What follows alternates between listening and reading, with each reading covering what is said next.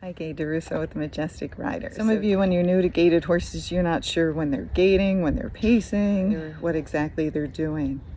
And some of these horses that you see online, you think that they are truly gaiting, but they're not doing the correct gait. Every speed the horse goes is a gait, the walk is a gait, the trot is a gait, the canter is a gait.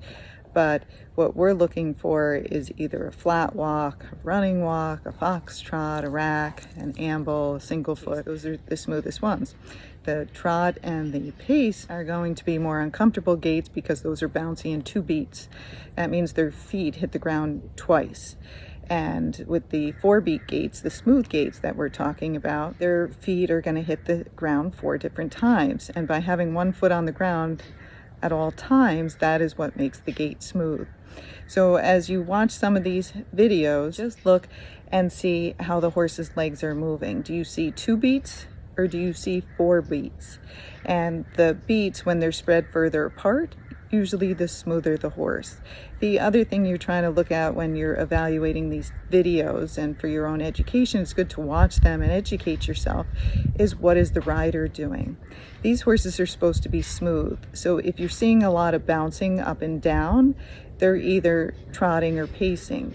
Now, you will get some bounce when they do a foxtrot, but it's a smooth bounce, so you shouldn't see a lot of air or a lot of bouncing. But if the horse is not doing a foxtrot and the person is bouncing up and down, then they're most likely doing a pace, or they're very close to a pace, or they're close to a trot, and that's why it's not very smooth.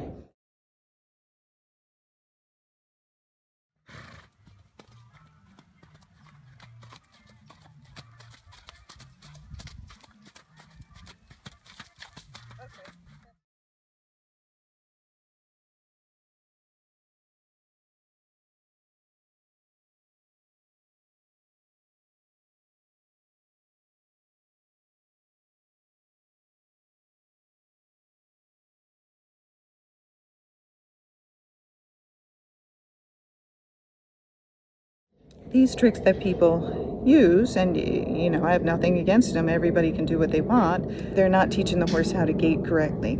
And so they're heavier shoes, they might have weights, things that make them lift their feet higher, so it looks like the horse is actually separating their leg, but the horse is not actually doing the gait correctly that we have learned from many people before us who came up with these gaited horses. Okay, so what we're trying to do is get a smooth gait where we're not bouncing, and if you've ever ridden that, you'll actually feel the difference. But if you've been on these other horses and think you're gaiting, then you would think that's the normal thing. You would think, well, that's smooth enough, but it's actually not. It can be much smoother. So the other thing you want to recognize is the speed that these horses are going, because a lot of people get gaited horses and they think they gait very fast, and so they keep going past their gait, and that's part of the problem, is their gait is usually much slower than people are thinking, and that's because they watch these videos. And what you don't realize is these horses that are either really trotting or pacing, if those weighted shoes came off or the length of their foot was changed, they would not be able to hold that speed and gait naturally.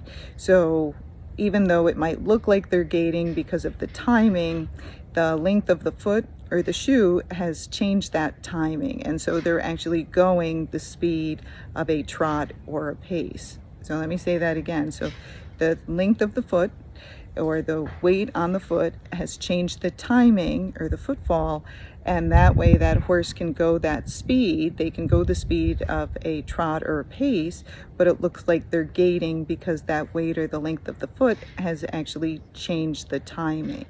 So hopefully that makes sense, because a lot of people get these horses, and most of the time when they come for me for lessons, I always tell them you're going too fast.